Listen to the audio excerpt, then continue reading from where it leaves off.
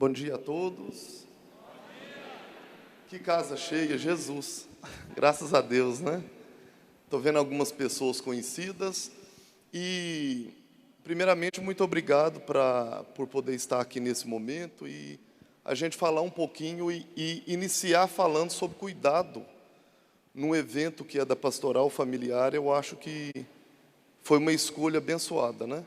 Uma escolha abençoada que o próprio Espírito Santo iluminou quem está nessa organização para que a gente possa falar muito a respeito disso.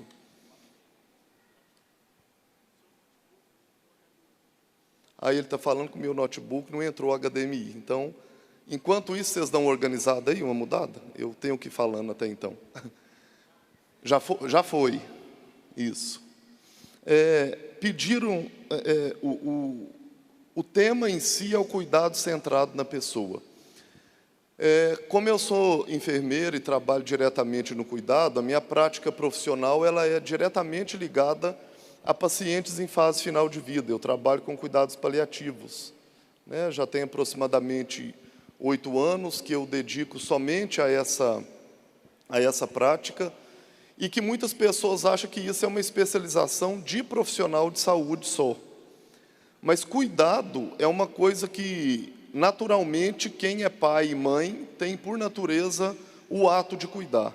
E esse nome, centrado na pessoa, isso muitas vezes me incomoda, porque quando eu cuido de alguém, é claro que eu tenho que centrar na pessoa.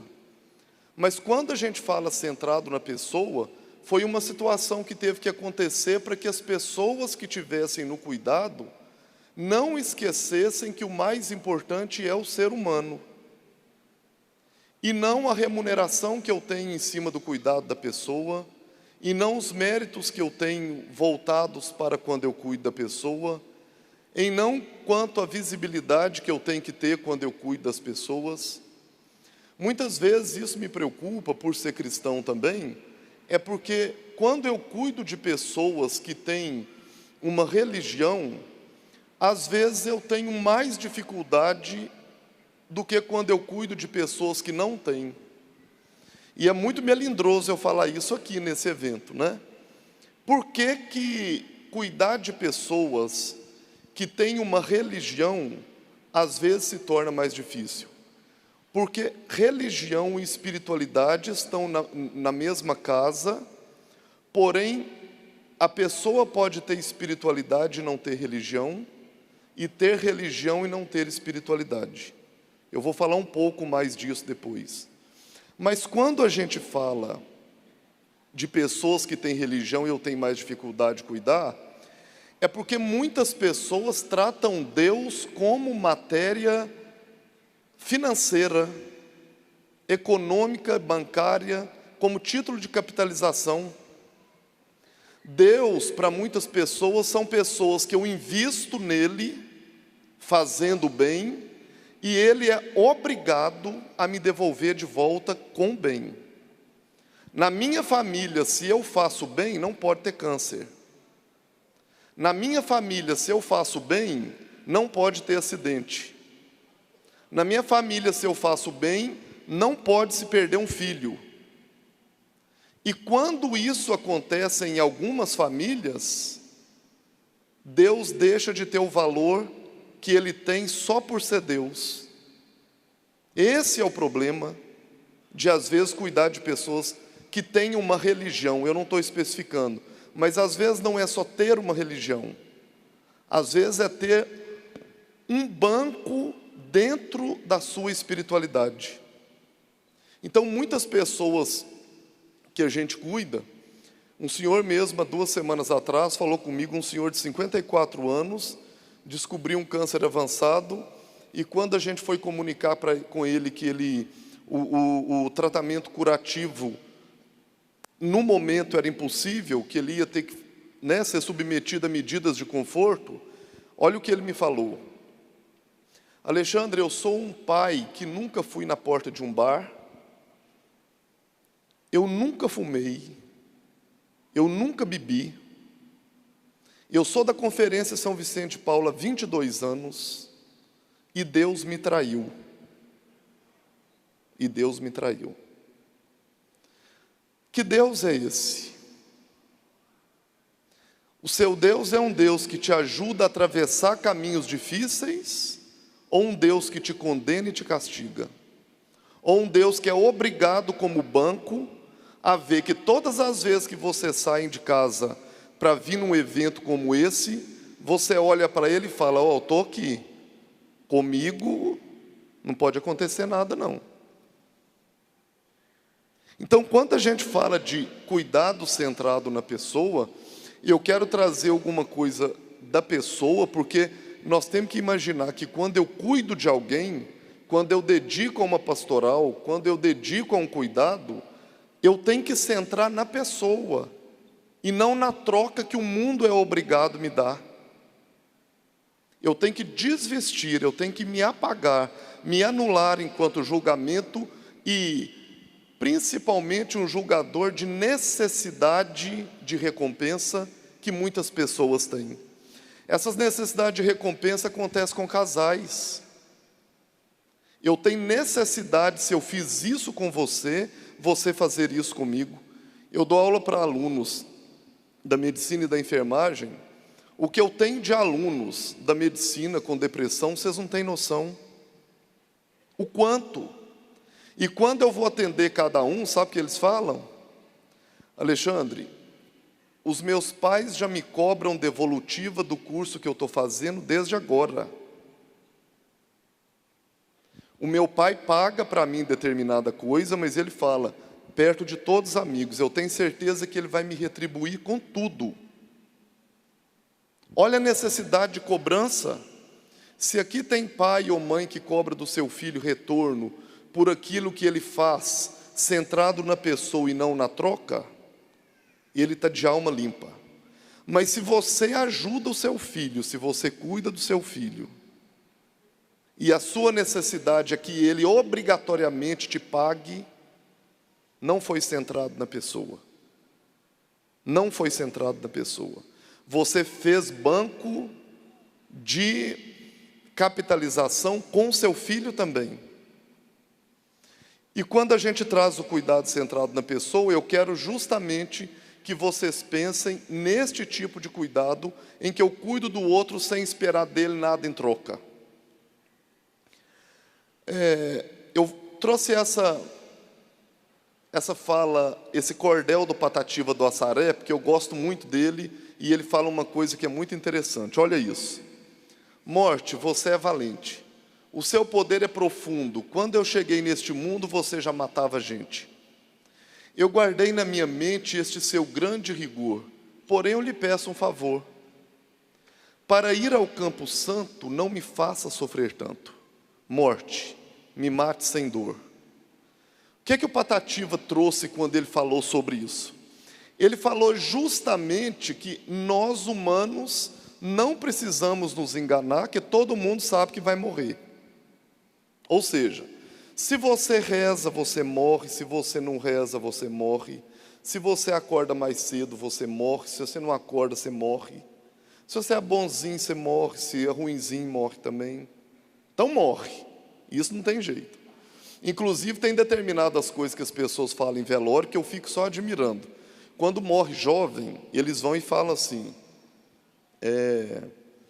conforma, Deus gosta de quem é bom, por isso que ele morreu novo. Gente, a partir desse momento nós estamos falando que todo idoso é ruim. Se ele está durando muito é porque não é bom, né? Então, na verdade, nós sabemos que a morte é fato. Porém, o que as pessoas pedem? As pessoas pedem o seguinte: quando for me levar ao Campo Santo, ao cemitério, não me faça sofrer tanto, me mate sem dor. O grande medo nosso, na verdade, não é a morte, é o sofrimento para morrer. E a maioria das pessoas que eu convivo, muitas vezes o sofrimento não é nem o pensamento do sofrimento dele para morrer. É o pensamento das pessoas dele sofrer com a morte dele. Isso é um dos grandes sofrimentos. Como que meu povo vai ficar? Eu converso com muitas pessoas em fase final de vida, E quando eu lido com eles, eu falo com eles assim: qual o seu medo? O seu olhar hoje está de medo. Qual que é seu medo? O meu medo vai ser como que meu marido vai ficar, como que meus filhos vão ficar. Esse é o grande medo, é o medo do sofrimento. E isso é uma coisa que me incomoda muito, e eu trago de um conterrâneo meu mineiro uma fala que eu vou discordar dele, vocês acreditam? Olha o que ele fala: a dor é inevitável, o sofrimento é opcional. Eu discordo totalmente dele. Eu venho aqui discordar dele, porque a dor é evitável sim.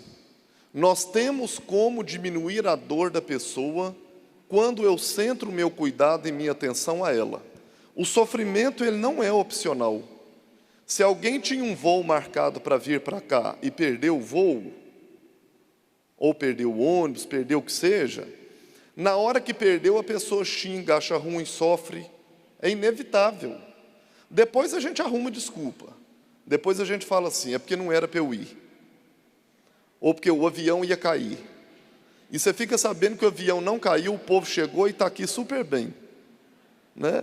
Então, na verdade, nós temos que ter muito cuidado, porque quando ele traz essa fala, sumiu de novo. Quando ele traz essa fala, eu discordo, porque a dor ela pode ser evitada. Por exemplo, quando a gente fala de dor física, e a gente vai fazer, por exemplo, um curativo numa pessoa, se eu medico ela meia hora antes, eu posso evitar a dor na hora do curativo. O sofrimento eu não posso. Se você tiver uma notícia ruim no momento desse, eu tenho certeza que para vocês vai ser muito difícil falar assim: eu vou escolher sofrer ou não. Vocês não vão escolher, tem um sofrimento, né? Então eu discordo dele e trago uma outra fala, que o sofrimento não é um sintoma nem um diagnóstico, mas é uma experiência humana muito complexa. O que é sofrimento para mim pode não ser sofrimento para você. Quando a gente vai cuidar de uma pessoa, eu fico muito incomodado quanto o que você leva para uma pessoa quando você quer cuidar dele. Você leva para ele o que você quer ou o que ele quer. Eu cuidei de um paciente que foi aniversário dele, estava a esposa acompanhando ele, e o pessoal da enfermagem falou assim: Alexandre, nós estamos querendo fazer uma surpresa para ele. Eu falei: conversa com ele primeiro para ver se a surpresa é uma coisa, o que vocês vão fazer na surpresa pode. Nada. Ela falou: não é uma surpresa, Alexandre, nós não podemos contar. Concordei. De repente eu estou escutando assim: socorro! E gente empurrando. Eu falei: meu Deus, o que é? As meninas tinham entrado com uma penca de balão e um bolinho de aniversário no quarto dele. E ele começou a gritar socorro, a esposa dele empurrar o pessoal. E eu fui lá ver: gente, o que está acontecendo? Ela falou assim: ele tem pavor de balão. A vida toda ele teve apelido de balão. Ele vinha para estudar desde criança, da roça para a cidade. O pessoal dentro do ônibus vinha falando assim: balão, implicando ele. Quando tinha festa de aniversário na casa deles, eles moravam na zona rural, o pessoal, para implicar, voltava dos aniversários e pendurava penca de balão na porteira dele. E todo mundo, no dia do aniversário dele, o senhor, em fase final de vida, entra com a penca de balão no quarto. Então, quando a gente fala de sofrimento, a gente tem que entender o seguinte: o que o outro quer? O que o outro espera de mim? Outra situação, que eu fui num evento e um profissional apresentou que o grande desejo da mãe dele era ir no mar a última vez. E ele mora em Belo Horizonte. Enquanto ele estava contando, a gente quase chorou de ver o tanto que estava bonito a questão de levar a mãe dele na praia a última vez. Mas a mãe dele estava com câncer de intestino, fígado, toda inchada. Nós pensamos: gente, como que ele levou ela na praia? E aí ele resolveu passar o vídeo. E aí foi a tragédia dele. Que aí ele mostrou, o pessoal de Belo Horizonte, 90% o mineiro vai para Guarapari, né? A maioria vai para Guarapari, no Espírito Santo. E eu já fiquei pensando nessa mulher ir de caminhonete de Belo Horizonte a Guarapari. câncer, fase avançada. De repente ele começou a passar o vídeo. E o vídeo mostrava primeiro uma fumaça. Eu pensei assim, a dona deve ter morrido e eles devem estar filmando a chegada dela, né, em outro lugar já. Não era. Aí começaram a filmar menininhas correndo com florzinha silvestre na cabeça. Eu falei, morreu mesmo, são os anjinhos, né? E aí começaram a filmar o pezinho dela chegando na água. Gente, não era pé, era bola de inchaço. E começou a filmar o rosto dela. Cada ondinha que vinha, essa senhora fazia assim. Ai, ai. Porque, gente, ela não queria estar ali. Aquilo foi desejo do filho dela, não foi dela. E eu imagino que ela estava pensando a todo tempo o seguinte, eu tenho que voltar viva ainda. Eu acredito que ela deve ter pedido uma tsunami para acabar com aquilo na hora e não ter volta. Mas como que eu posso pensar em cuidar do outro pensando no meu bem-estar mais do que no bem-estar do outro? Eu vejo muitas pessoas trabalhando a questão de, por exemplo, cesta básica. O nosso grupo ajusta a cesta básica para levar para uma família. Se eu quero fazer o bem, eu tenho que perguntar antes, esta família precisa de cesta básica? Essa família come o que eu estou colocando na cesta básica? Conhece o que eu estou colocando? Será que essa família precisa mais do bem material ou que vá fazer uma oração na casa dela, que às vezes valha mais do que a própria cesta básica? Eu estou levando a reflexão mesmo, que a gente possa pensar sobre isso. Porque quando a gente oferece bem material, o benefício para quem está dando é muito grande. Primeiro que a partir do momento que eu estou dando, eu sou superior ao outro, porque eu tenho, o outro não tem. E será que o outro queria, de fato, era aquilo? Eu dou a cesta e vou embora, acabou. Ou o meu benefício vai além disso? E aqui eu trago alguma coisa que fala por que eu me importo. Por que eu me importo em falar sobre isso? Por que esse é um tema que me incomoda muito? Porque convivendo com pessoas com doenças avançadas, eu queria contar para quem não sabe, eu acredito que a maioria sabe, há muito sofrimento nas pessoas. Há muito sofrimento. Nós somos privilegiados hoje por estar aqui saudáveis, em condição de ter levantado, de estar respirando, de poder ficar sentado, de poder ir ao banheiro a hora que quiser e voltar. Mas nós temos uma parcela grande de pessoas sofrendo com doenças crônicas avançadas, sem condição de tratamento, e que a gente não tem olhos muito voltados para isso. Foi feito um levantamento numa região do Brasil, próximo ao Cariri, no Nordeste, Norte e Nordeste, em que num raio de 59 cidades numa região, encontrava 3 tipos de remédio para dor física: dipirona, paracetamol e nimesulida. Só. As pessoas que têm doença crônica, com dor avançada, que precisa, por exemplo, de opioide, que precisa de fato de morfina, naquelas 59 cidades não tem uma ampola. Nós morremos com um sofrimento exagerado ainda no Brasil, muito grande, por falta principalmente de cuidado. E eu quero trazer esse slide para vocês. Pela The Economist foi feito um levantamento de qualidade de morte, como as pessoas morrem no mundo, e eles avaliaram 80 países.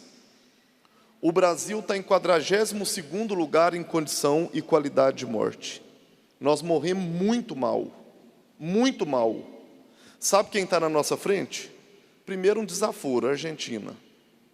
Morre melhor do que a gente. Mas segundo, eu queria fazer alguns comentários que, por exemplo, Uganda, na África, está melhor do que o Brasil em qualidade de morte. Quando eu falo qualidade de morte, eu não estou valorizando a morte, eu estou valorizando a vida antes de morrer. Tem muita gente sofrendo para morrer, porque a morte é natural, mas eu quero não sofrer para morrer. E para mim não sofrer para morrer, eu tenho que ter quem cuida de mim. Por que que o Brasil está nesse ranking? Primeiro, porque os nossos cursos de saúde não ensinam, isso tem pesquisa pronta, não ensina como cuidar de uma pessoa quando a doença não tem cura. Nós temos o hábito de abandonar a pessoa quando a doença não tem cura. E nós temos o hábito de falar uma coisa que eu queria que vocês que estão aqui, se vocês conseguirem não falar isso, eu já vou embora satisfeito. Quando vocês falam quando uma pessoa tem uma doença grave, quando falam assim, não tem nada para fazer para essa pessoa. Ou, oi, o fulano não tem mais nada para fazer. Gente, não tem nada para fazer mais, é pela doença. Pela pessoa, enquanto houver um sopro, tem o que ser feito. Tem o que ser feito. Nós podemos, sem dúvida nenhuma, abandonar determinadas doenças, porque tem determinadas doenças que não tem mesmo cura, mas a pessoa não pode ser abandonada.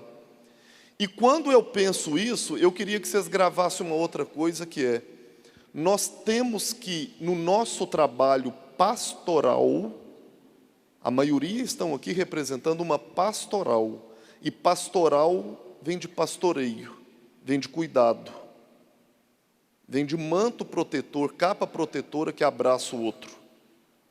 Não é que abraça o casal só. A pastoral, ela tem que pastorear algo. Pastorear primeiro a sua igreja doméstica, para depois pastorear os outros. Normalmente as pessoas de pastorais cuidam de outros que não são da pastoral. E quando a gente pensa nisso, a gente muitas vezes pode acolher pessoas com doenças graves, esse grupo que eu estou mostrando para vocês, e que algumas vezes a gente pensa o seguinte, eu tenho que salvar a vida, é fazendo o impossível para manter o ser humano vivo. E não é só isso. Nós precisamos acrescentar vida aos dias, e não somente dias à vida. Esse é um problema nosso.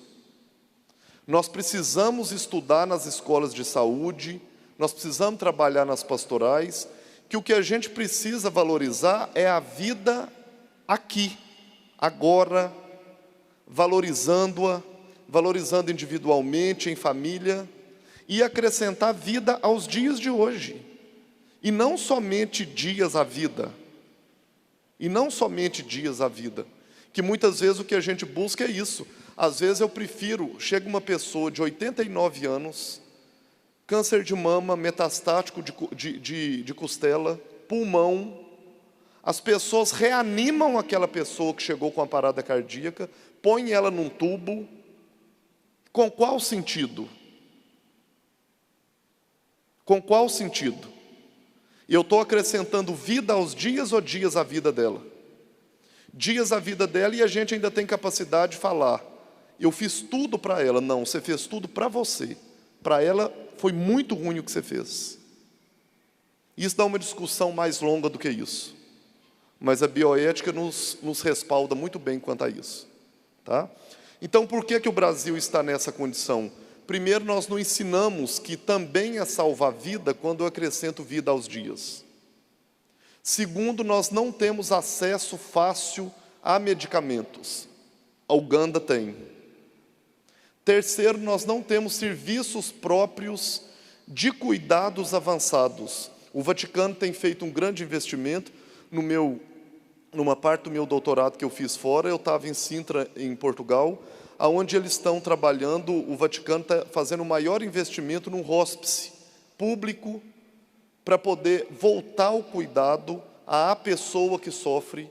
Lá vai ser o maior hóspice local que acolhe e cuida de pessoas com doenças graves, crônicas, sem cura, pensando no cuidado voltado à pessoa. No Brasil nós estamos muito longe disso ainda. E quarto, porque o Brasil está nesse ponto? Por que o Brasil está nesse ponto?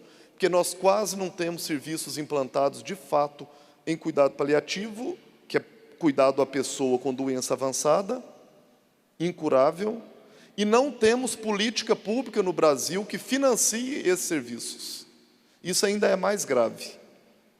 Nós estamos numa população que, em 2050, nós vamos ter mais idosos do que jovens.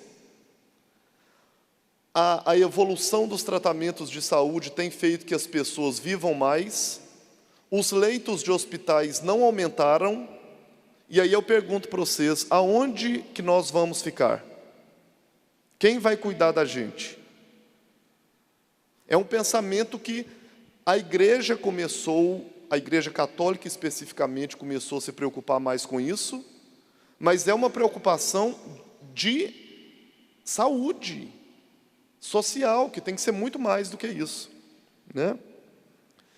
Continuando, eu queria, quando a gente fala de sofrimento, eu queria que vocês compreendessem que o sofrimento, que muitas vezes a gente fala e conhece, é o sofrimento físico. A dor física ela é conhecida por quase todos. E todo mundo sabe mais ou menos até o que fazer. E tem muitos estudos voltados para a dor física. Mas eu não queria parar em dor física. Há muita gente sofrendo com dor física ainda? Há. Muita gente. Mas eu ainda vou avançar nisso. Dame Cicely Saunders foi uma enfermeira, médica e assistente social. Ela tem os 3 cursos na Inglaterra, que ela preocupou em fazer essa definição quando a gente fala de cuidado integral. E quando a gente fala de dor física, a gente sabe alguma coisa. A dor emocional é uma dor que tem feito o ser humano sofrer muito, que é quando a pessoa perde o sentido da vida. Quantas pessoas que nós estamos convivendo que a pessoa perdeu o sentido de viver? Ele não quer mais. Está tão fragilizada a sua vida que ele perde o sentido de viver. E eu preciso cuidar dessa pessoa? Preciso. Que olhar que nós estamos dando para as pessoas que têm um sofrimento emocional? Quantos adolescentes deprimidos? Quantos adolescentes? E que o meu cuidado muitas vezes foi para o bem material que eu queria oferecer para ele, do que o amor a ele simplesmente pelo fato de ser ele. E quando eu invisto, principalmente nesses jovens e adolescentes, só no bem material, ele perde o sentido da vida, porque a vontade que ele deveria ter de conquistar algumas coisas foi totalmente suprido por quem já deu tudo, que é um grave problema, um grave problema. Esta dor, eu vou deixar por último, porque diz muito respeito a nós, mas eu queria falar dessa antes. A dor social é uma das dores que mais faz doer. Quando a gente fala de dor social, eu não queria que vocês imaginassem só essa cena. Só essa de quem falta comida. A dor social é a dor de se sentir isolado. É a dor de se sentir sozinho. Nós estamos vivendo numa sociedade que nem sempre o grande problema é a falta da comida física. Mas é o sofrimento do isolamento social. Eu estou no meio de muitos e estou sozinho. Eu deparo muito com isso, gente, quando eu tenho que chamar, por exemplo, eu tenho tido repetidas vezes que chamar várias vezes o Conselho Tutelar ou a Polícia Militar para fazer boletim de ocorrência contra filhos. Contra filhos. Há 2 semanas atrás, eu precisei chamar a Polícia Militar para fazer um boletim de ocorrência contra uma filha, que ela foi até a porta de entrada do hospital, deu entrada com sua mãe, portadora de câncer avançado, para uma internação. E quando a mãe dela internou, ela pediu um tempo para poder ir em casa buscar roupa e documento, porque ela não estava preparada que a mãe dela ia internar. E não voltou. E não voltou. Quando a gente foi descobrir, segura, viu, na cadeira. Quando a gente foi descobrir que nós fizemos o boletim, aí o pessoal do serviço social entra para poder fazer a busca, nós descobrimos que essa filha dela, segura, é uma pessoa extremamente envolvida com a nossa igreja e que ela é líder de um movimento da igreja. E quando essa filha foi chamada e nós fomos discutir com ela, ela disse o seguinte: Infelizmente, eu fui em casa, não deu tempo. É mentira, viu, gente? Nós descobrimos que é mentira, que é a terceira vez que ela tinha feito isso. E ela mente. Porque eu tenho muita atribuição dentro da igreja, eu tenho muita atribuição dentro de casa, porque eu tenho 3 meninos, mas eu ia voltar à noite para ficar com ela. Cuide primeiro da sua igreja primária. Cuide primeiro da sua igreja doméstica. Não adianta. Não adianta em momento nenhum eu abandonar pai e mãe numa necessidade de cuidado, em que ele necessita e precisa de cuidado, e faz por outros. Ali é a minha essência. Jesus veio no seio de uma família para mostrar que ali é a essência. Ali é a essência. Gente, eu posso confessar para vocês que só no mês de abril isso aconteceu 4 vezes. De filhos abandonando pais. E eles descobriram que se falar que vai buscar roupa, a gente deixa eles irem. Eu não sei como que nós vamos fazer isso, para aprender, para poder, porque isso não é ali. Aí alguns falam assim, mas esses pais têm culpa disso, pode ter sido a criação, não quero saber. Naquele momento, ele, para mim, é o centro do cuidado. Pode ter outras pessoas que trabalham lá na base familiar, ok, mas ali eu não quero saber, né? Então, a dor social é a dor do abandono, e muitas pessoas têm sofrido com essa dor do abandono. O menos é mais. Quando eu me disponho a fazer uma visita a pessoas que vivem só, vocês podem achar que é pouco, mas é muito. E por último, a dor espiritual. O que é a dor espiritual? Espiritualidade tem relação com aquilo que é sagrado para você. Por exemplo, para mim, o momento da Eucaristia é sagrado. Para uma pessoa que eu cuido que é evangélico, eles me falam que o momento do louvor na igreja deles é sagrado. Para uma pessoa que pedala, eles falam para mim que sente a presença de Deus máxima quando ele está pedalando. Tem gente que quando eu pergunto sobre o que faz ele sentir mais a presença de Deus, eles falam para mim que é na música. Outros falam que é quando eles estão junto num encontro como esse. Outros falam que é comendo na mesa no domingo junto com a família. E eu queria perguntar para vocês, espiritualidade tem relação com transcender, com algo que te eleva àquilo que é mais sagrado do que a gente. O que é sagrado para você? Muitas vezes, por obrigatoriedade, a gente fala assim, a igreja. Mas Deus não se manifesta só na igreja. Deus se manifesta nos seus atos diários. O que é mais sagrado para você? E eu deparo com muita gente, como eu já disse, em fase final de vida, em que eu pergunto o que é sagrado para a pessoa e o que ela mais queria. A maioria fala comigo a respeito de comida. Muita gente fala assim, mingau de fubá com queijo picado. Sagrado. Eu falo, meu Deus, eu custei entender isso, né? Mas com o tempo eu entendi que não era o mingau. Um senhor que falou comigo assim, Alexandre, eu só queria o seguinte, foi esse do mingau, um mingau de fubá doce com queijo picado. Eu queria que meus 3 filhos viessem para cá e minha esposa também. Não é a comida, é o encontro. A dor espiritual é a dor da pessoa não poder encontrar com aquilo que para ela é sagrado. Tem uma história muito próxima agora que aconteceu, foi de uma...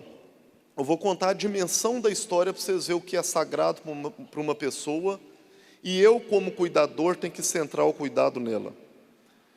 Uma paciente moradora de Porto Seguro, na Bahia, hippie, homossexual, tem uma companheira de 14 anos, descobriu um câncer de colo de útero, intestino, o intestino furou para a bexiga e ela começou a evacuar pelo canal urinário. A única irmã que ela tinha proximidade mais velha morava em Salvador, estava tratando de câncer de mama. O irmão mais novo era a diferença de 14 anos dela. Mora em Minas. Ela teve que vir para a casa dele. Ele não, eu estou contando os dois contextos sem preconceito algum, só para entender o contexto. Ela veio morar na casa de um irmão que tinha 14 anos de diferença dela, com uma cunhada que ela não conhecia, com um sobrinho de 7 e uma sobrinha de 5 que ela não conhecia. A família do irmão dela é evangélico, e essa mulher veio morar nessa casa. E nós fomos avaliar a condição dela de saúde. Quando eu cheguei para avaliar ela, fisicamente ela estava ótima, com controle de sintomas. Ela não tinha dor física, ela tinha opioide, ela tinha remédio para evacuar bem, estava tudo tranquilo. Quando eu abordei a dor psíquica, ela estava muito no momento da aceitação da doença na vida dela, e aquilo não era um sofrimento extremo. Quando eu toquei na dor social, ela se sentia acolhida pelo irmão e a cunhada, porém abandonada na vida que era dela. Vocês entendem o isolamento? E sem julgamento, porque se eu for julgar isso, eu não vou nem conversar com ela. E eu estou numa casa de pessoas que são evangélicas, com uma pessoa que é hippie, usuária de maconha, paranã, entende? Então, se eu quiser selecionar que eu cuido só de quem é bonitinho, eu acho que não precisava da gente existir. Jesus não veio para os saudáveis, ele veio para os doentes. Vamos pensar nesse, e naquele contexto é que eu tenho que entrar. E quando eu pergunto o que faz ela sofrer, ela fala assim: eu não sinto mais Deus em mim. E eu pergunto para ela: por que você não sente mais? Ela falou assim: eu vivia com uma pessoa há 15 anos, e eu não vejo ela desde que eu vim para cá, porque eu não tenho telefone, eu sou hippie. Eu morava na rua e eu tenho saudade dela. Segura, olha o que ela falou. Eu tenho muita saudade da maconha. Falei: Jesus, mas não deixa eu pensar. E tem uma técnica de enfermagem que trabalha comigo, que eu já falei com ela assim: eu vou cortar sua perna uma hora, porque quando ela falou maconha, ela faz assim em mim, ó, pá. Eu falei: não me cutuca, porque a mulher vai ver que você está me cutucando, né? É julgamento. E toda hora que a pessoa falava alguma coisa, ela fazia, não podia. Eu falo muito: não expresse nada para não julgar. Só que ela quase cai, que cada hora que a coisa é mais pesada, faz assim, né? E aí, quando ela fala isso, eu falo: ok, o que mais que você sente falta? Ela falou assim: o meu irmão tá me chamando para ir na igreja dele, eu acho bom, eu não acho ruim não. A hora que está cantando é bom, sabe? Mas depois que começa a falar, eu acho ruim demais. Nossa, mas eu não queria ir, mas ele é tão bom para mim, como que eu faço? E quarto, Alexandre, o que eu mais sinto falta? Você já foi em boteco 3 horas da tarde, no sábado? Eu falei: não fui não. Ela falou: então deixa eu te contar como que é. O povo para serviço meio-dia e vai para o boteco. E vai bebendo. Quando dá 3 horas, o povo está tonto, bebendo, fumando. Ali, para mim, é o melhor lugar do mundo. A técnica de enfermagem quase quebrou a perna, que a deu foi coisa. E aí, isso para ela quis me falar o seguinte: aquilo para ela é sagrado. Ela falou assim: o meu maior sonho antes de morrer é poder ir no boteco de novo. Eu achava que era na igreja, que ela ia pedir. Ela falou: no boteco. Eu falei: meu Deus do céu. E quando a pessoa manifesta esse tipo de dor para nós, a gente fica pensando assim: o que é que eu faço? É conversão? É uma coisa que eu posso ajudar ela numa conversão. Será que dá tempo? Tomara. Mas será que o ideal não é eu aproximar dela aquilo que para ela é sagrado, sem danos? Por exemplo, é claro, maconha eu nunca ia levar, sem dúvida. Um telefone com o irmão dela, para ela poder falar com essa companheira, eu tenho a obrigação de fazer com que ela se sinta melhor conversando com o irmão dela, que é a companheira dela.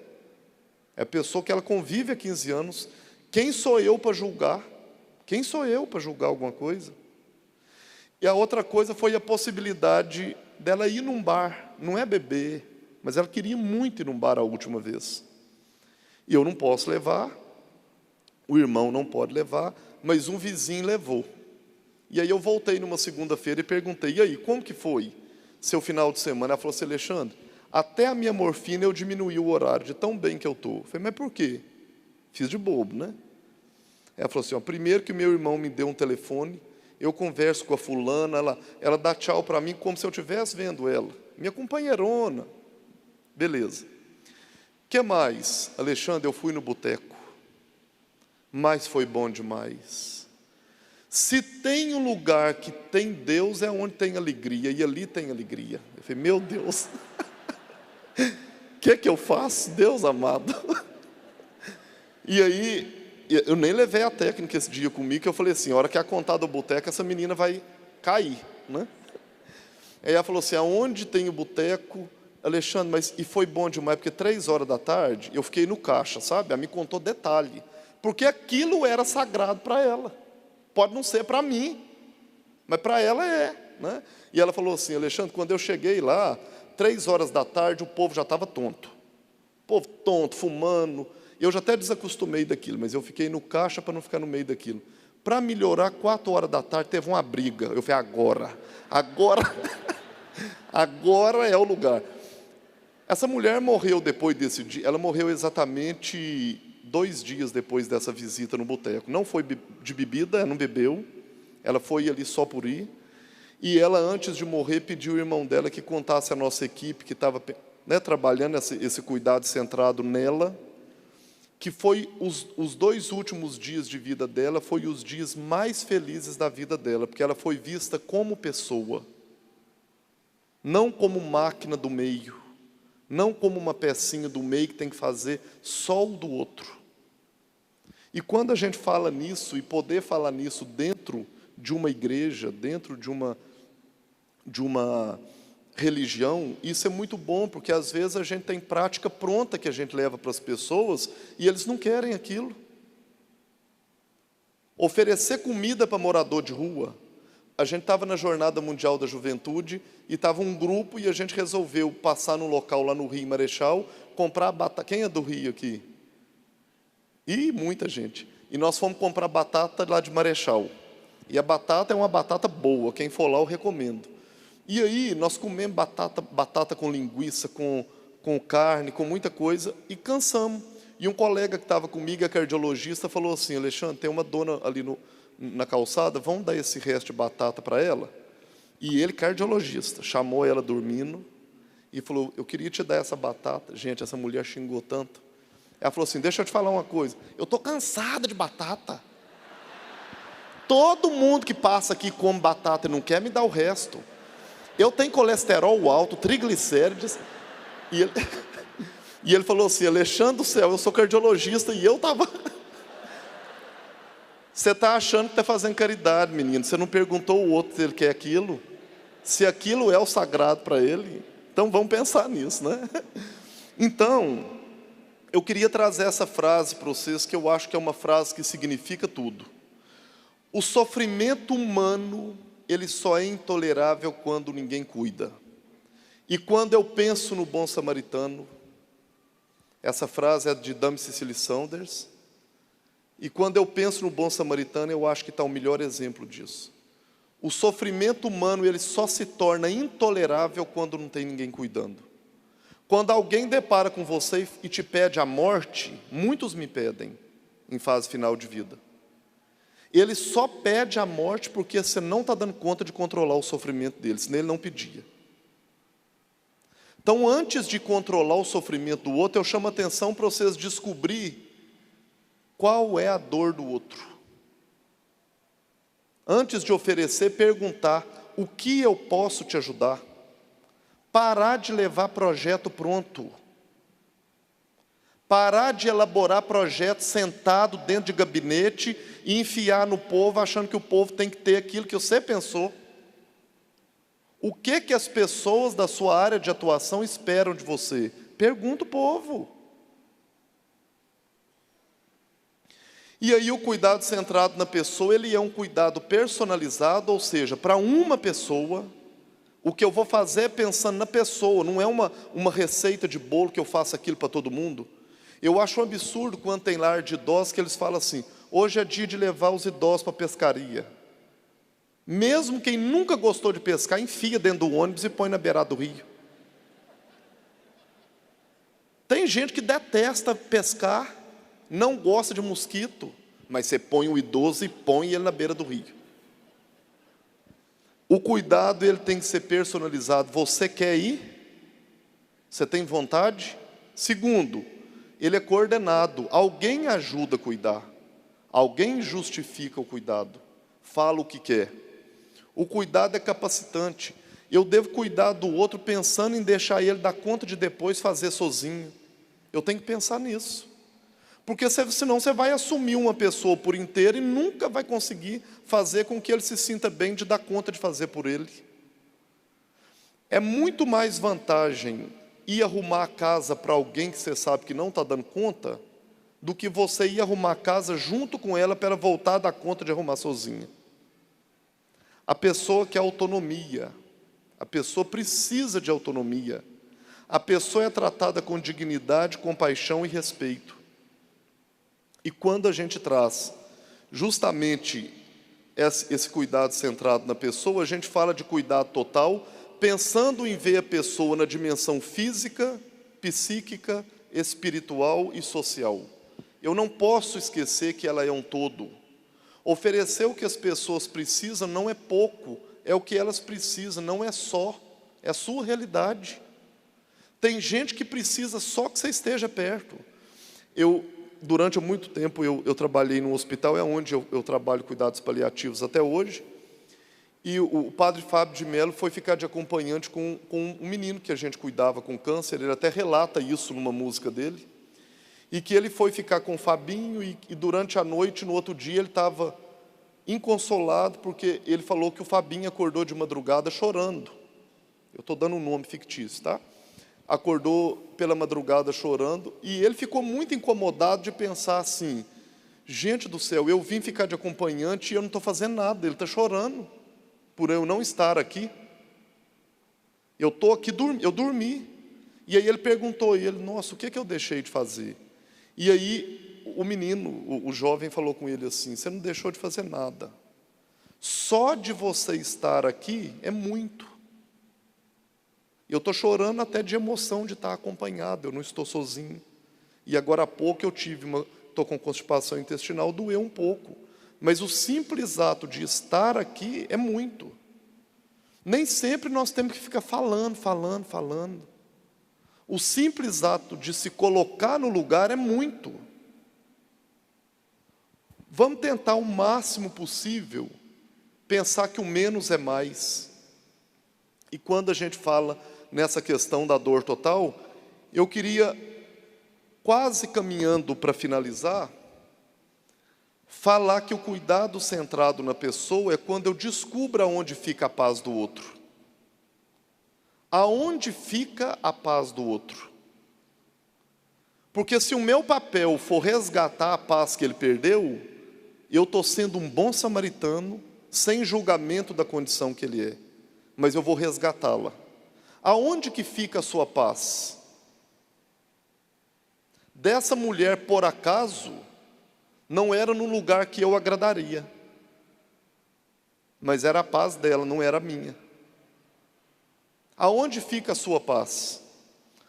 E quando a gente pensa em onde fica essa paz, o meu papel é resgatá-la, desde que não fira os princípios que também eu acredito na sua plenitude. Por exemplo, eu não poderia oferecer para ela uma droga ilícita. Ainda isso, eu queria trazer todas essas fotos. Eu tenho autorização, gente, para poder trazer.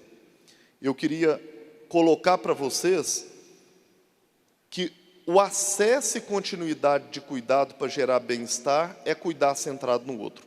Esse senhor é um senhor de idade super avançada, hospitalizado, que o grande desejo e a paz dele ficaria em conhecer o seu primeiro tataraneto. E essa tataraneta, essa bisneta falou com ele, nós conversamos e ela foi negociado para que ela deixasse o tataravô cuidar do neto para ela um pouco, para ele se sentir útil. Eu queria que vocês observassem, mesmo à distância, que ele olhava a neta e a neta olhava para ele. Olha a mão dele. Vocês acham que ele estava cuidando ou não? Estava. Ele estava cuidando. O menos é mais. E quando eu cuido pensando na pessoa, eu estou cuidando pensando nele. Isso é possível. Isso é possível. E é muito simples. E deixar claro que as prioridades, quando a gente cuida centrado na pessoa, pessoas diferentes têm outras prioridades além de simplesmente as suas. É nosso papel, quando eu cuido pensando no outro, evitar o sofrimento, fortalecer os relacionamentos com as famílias e os amigos, fazer com que a pessoa não se sinta um fardo para os outros. Eu cuido de pessoas que eu chego nos quartos, eu tenho que impedir a visita. Porque está a mãe deitada aqui, tem duas filhas do lado e uma falando com a outra assim: sábado é quem? A outra fala assim: eu não sou, que eu já fui sábado. Aí a outra fala assim: é o bonito que está lá. A mãe ali no meio se torna o quê? Um fardo. É meu papel fazer com que o outro não se sinta fardo e alcançar uma sensação de completude, que ele possa se sentir completo só de estar vivo. Essa situação que eu mostro para vocês, nessa foto, eu queria que vocês entendessem que esse senhor...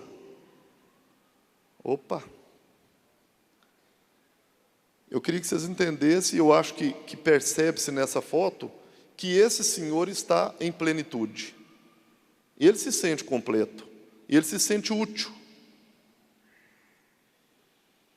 E ainda, o negócio aqui, porque demorou um pouquinho, o menos é mais, nós já falamos. Eu queria trazer para vocês que especificamente no cuidado da pessoa que sofre, o modo de fazer é tão ou mais importante do que o próprio fazer. Às vezes não é só fazer para o outro. Qual o modo do fazer? O que você está fazendo para que o outro se sinta vivo? Porque tem pessoas que são cuidadas por outros, que por mais que ele está sendo cuidado, ele se sente humilhado pelo cuidado. Porque as pessoas querem entregar para ele uma coisa, por exemplo, vou dar um exemplo mais simples, uma cesta básica, mas o povo quer foto, o povo quer filmagem, o povo quer vídeo, porque aquilo é para mim mostrar que eu estou fazendo. Será que é pelo ato de estar fazendo, ou porque eu tenho que apresentar para o mundo que eu faço?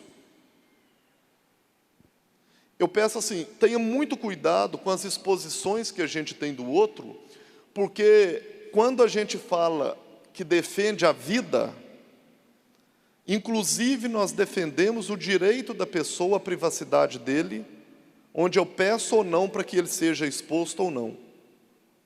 Muito cuidado com essas exposições. E o que fazer? Tem se usado muito uma fala que é empatia. Vocês têm ouvido muito isso? Nós temos que ter empatia. Empatia. Empatia é se colocar no lugar do outro. Eu acho isso muito pouco para nós que estamos falando de uma pastoral. É muito pouco. Empatia, quando eu percebo que alguém tem um sofrimento muito grande, eu me coloco no lugar dele. O que isso tem de ação? Eu queria pensar numa palavra, que ela é muito bíblica, que é a compaixão. A compaixão é quando eu avanço da empatia. A compaixão é quando eu tenho a capacidade de me colocar no lugar do outro, sofrer a dor do outro, sair dela e fazer algo para transformar a vida dela. Eu estou sendo empático ou compassivo? As minhas atitudes enquanto pastoral são de empatia ou são de compaixão? O que eu tenho feito enquanto ser humano para transformar a vida do outro? Ou eu só sofro com o outro e conto história ruim e choro? O nome disso não é pastoral. Porque pastoreio, o pastor faz algo. Pastor não se coloca no lugar da ovelha e fica pastando. Pastor tem ação. Qual é seu papel enquanto pastoral? E aí eu queria trazer que compaixão é simplesmente fazer com que o outro conecte-se com o seu sagrado. O sagrado é algo que nós falamos até agora. Quais são suas ações de empatia? Ações de empatia chama compaixão. Quando eu tenho ação, é compaixão. Algumas estratégias que não é receita de bolo, mas que eu acho que vocês podem levar para poder fazer com que essas ações fiquem práticas, né? Claro. Oferecer para ajudá-lo. Nós precisamos fazer pergunta como: parece que você não está muito bem. Percebo que você quer falar comigo alguma coisa? É chamar a pessoa para desabafar aquilo que ela pode necessitar. Então, o início de conversa é escutar do outro. Segunda estratégia, compaixão. Terceiro, encorajar a revisão de vida, encerrando pendência e valorizando as pessoas que só queixam. Nós deparamos com determinadas pessoas que o tempo todo queixam, lamentam o tempo todo, e que é nosso papel fazer com que ele faça uma revisão, porque a vida não foi só ruim. A vida não é só ruim. Tem momentos muito bons que a gente precisa resgatá-los. Mas tem gente que se coloca numa posição só de lamentação.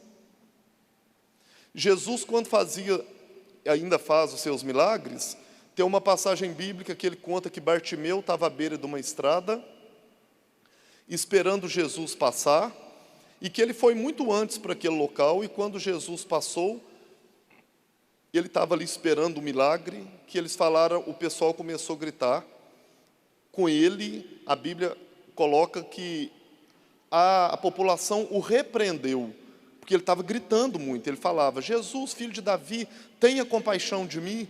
E o pessoal o repreendeu. E Jesus, como ele opta pelos excluídos, Jesus escolheu ele. E quando Jesus se colocou do lado dele, ele ajoelhou e ele usava uma capa, porque as pessoas com hanseníase usavam capa, porque os outros não podiam tocar neles para não contaminar. Jesus falou com ele assim: levanta, joga sua capa e segue, a sua fé te curou. Ele repetia inúmeras vezes: a sua fé te curou. Até que ponto que nós só choramos junto com a pessoa, ou temos uma atitude de compaixão e de mostrar ao outro que, se ele quiser, a fé dele pode transformar a vida dele? Nós que trabalhamos pastoreio, pensar que ele pode revisar a sua vida. Quando Jesus fala, joga sua capa e segue, joga suas desculpas e segue. Porque falar assim: porque eu tenho um filho que mexe com droga, porque meu marido bebe. Gente, isso aí tem um tanto. Joga sua capa e segue, vão seguir. Porque nós não podemos só parar. Outro, explorar sentimento de culpa e possibilitando reconciliações. Eu tive essa semana, na terça-feira, um pai que em fase final de vida teve reconciliação com sua filha.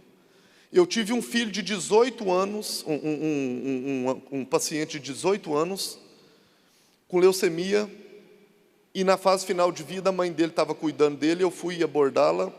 Presta atenção nessa fala para vocês verem o encontro, o que significa. E quando eu fui falar com essa criança, esse adolescente de 18 anos, fui abordar ele, a mãe dele já me recebeu assim: você sabe o que é isso aí? Droga. Esse menino está assim, é droga. O menino, gente, estava da cor desse fundo, fase final de vida, e a mãe xingando. Eu não posso julgar essa mãe, eu tenho que conhecer que dor é essa dela. Essa dor dela possivelmente é a dor da perda. É a dor de estar perdendo o filho, ela tem que pôr em alguém. E quando eu perguntei a ele o que daria sentido à sua vida naquela altura, ele falou comigo assim: Alexandre, eu queria muito um churrasquinho. E eu pensava, como que esse menino vai comer? Aí a mãe dele falou assim: tá vendo? É só o que não pode. Pensa como que você vai comer um churrasco. Eu falei, calma, vamos devagar. Tem um churrasquinho aqui perto, nós podemos comprar. A gente pica filetinho e você chupa e cospe o bagaço. Vão devagar.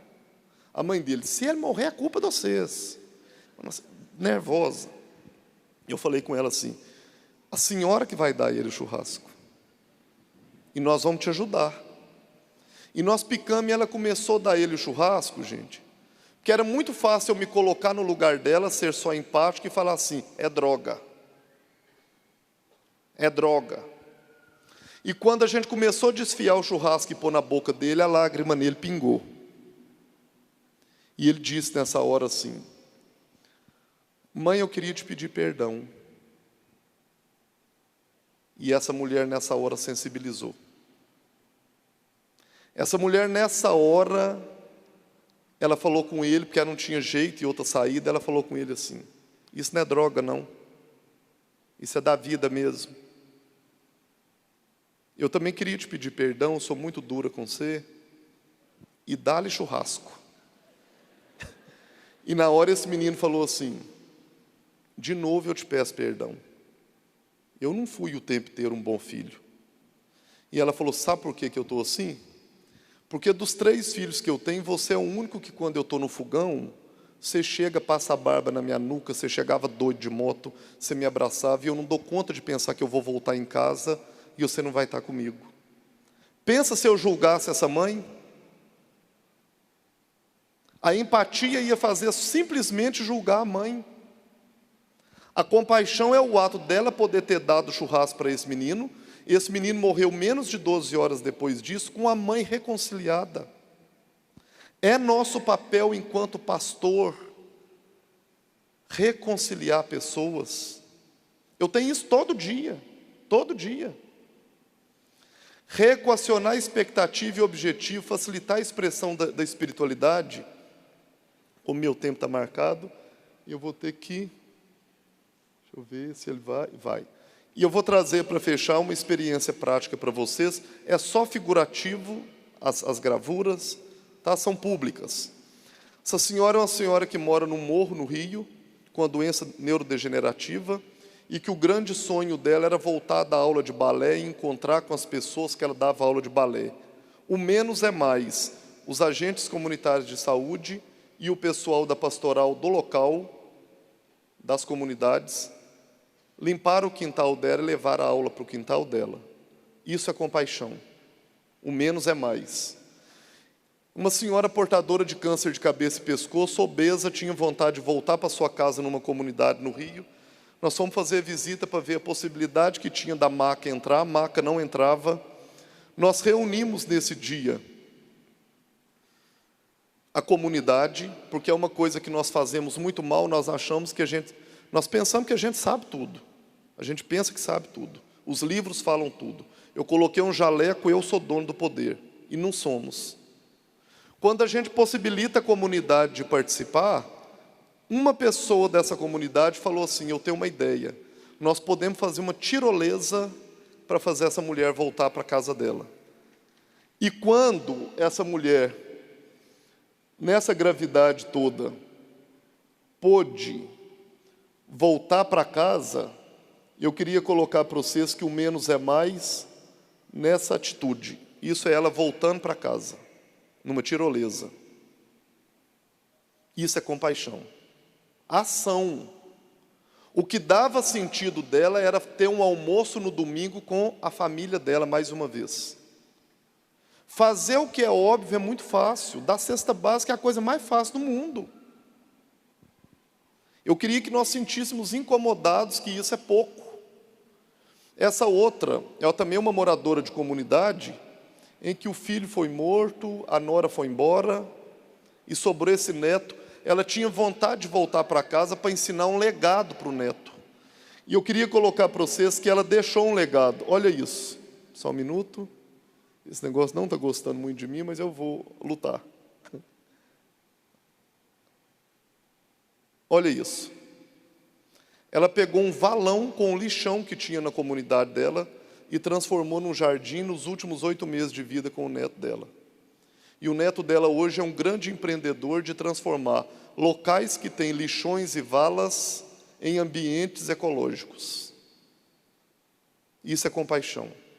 E por último, essa foi uma paciente minha, a dona Gasparina e o seu Ezequiel, são pessoas muito especiais. Nós fomos lidar com ela em fase final de vida, com câncer avançado, em que ela estava esperando a morte. E nós temos o hábito de velar muita gente viva. Nós abandonamos pessoa e doença.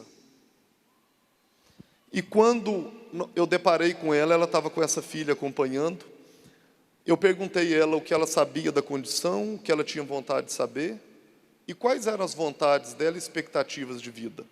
Essa mulher falou para mim assim, que o que era sagrado para ela era reencontrar os netos, e outra coisa que era sagrado, era ela celebrar bodas de ouro, que ela tinha feito 50 anos de casado, um sábado antes.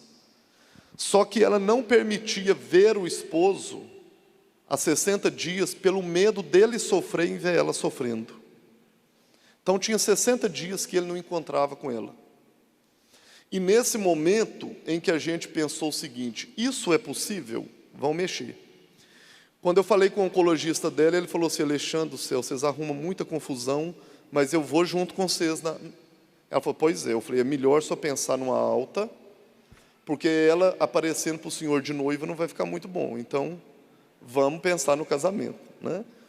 E quando a gente fez isso, nós tivemos que contar com pessoas da igreja que pensavam em compaixão. E nesse momento, eu queria que vocês observassem que essa mulher, ela teve condição de voltar para casa, justamente fazendo o que ela tinha vontade. Isso era a garagem da casa dela. O pessoal ganhou 50 botões de rosas vermelhas para poder enfeitar a casa dela. Os filhos, os netos, decoraram toda a casa dela com isso. E a gente teve condição, com segurança, de levar essa senhora para casa. Nessa foto, deixa muito claro que ela não curou a doença. Olha a debilidade dela. Mas eu queria contar uma coisa para vocês que é impressionante para muitos, para mim já não é mais há muito tempo, que ela estava com um catéter de oxigênio aqui, que no hospital estava 4 litros por minuto. Aqui estava só o catéter, sem nem oxigênio, há 8 horas. E a saturação de oxigênio dela estava 96%, ou seja, ótima. A maioria das pessoas, a dor é na alma, não é no corpo. E a gente acha que é só dobrar o tanto de remédio. O que as pessoas precisam é que o cuidado seja centrado nela, e não na gente.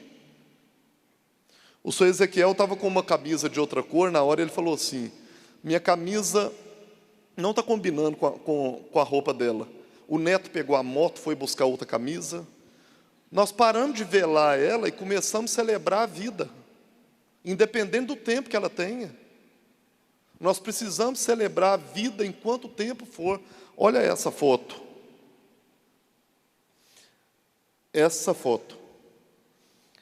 Essa foto eu queria que vocês observassem que é um olhar de uma pessoa que morreu 8 horas e meia depois da foto. Olha o olho dela. O olho dela é de quem está vivo. É de quem o cuidado estava centrado totalmente nela. Nós perguntamos nessa hora ao senhor Ezequiel se ele tinha alguma coisa para falar para ela. E ele começou a falar para mim. Ele falou, Alexandre, ela é muito boa. Eu falei, pode parar. O senhor vai fazer para ela o que o senhor tiver de falar. Eu vou falar nas palavras dele, de um bom mineiro, né? Ele falou assim, uai, você é boa demais, Gasparina. Para falar a verdade, você é a melhor mulher que eu podia ter. Olha a simplicidade da declaração. Aqui está muito ruim sem você. Eu não estou dormindo na minha cama porque você faz falta. Sua comida é tão boa. Ele não teria a oportunidade de fazer isso se alguém não tivesse usado de uma coisa chamada compaixão. Ele ia ver ela só sendo velada. Eu convido quem faz pastoral de fazer com que a vida das pessoas possa mudar para melhor para eles e não só para vocês. E justamente, estou no finalzinho, viu gente? E justamente pensando nisso, eu perguntei a ela o que ela queria falar também. E aí nessa hora foi muito bom, porque ela falou o seguinte: tudo o que ele falou é verdade. Eu sou muito boa mesmo. A minha comida é uma das melhores. Será que ela ia ter oportunidade de valorizar o tanto que ela foi alguém também muito bom? Muito, né? Muito bem. E aqui é na festinha de casamento, que durou depois um tempo ainda. E para fechar, eu queria trazer esses dizeres. Que eu possa cuidar do outro fazendo com que ele se perdoe, que ele perdoe os outros, que ele possa dizer que ama, que ele possa se deixar amar, que ele possa se despedir.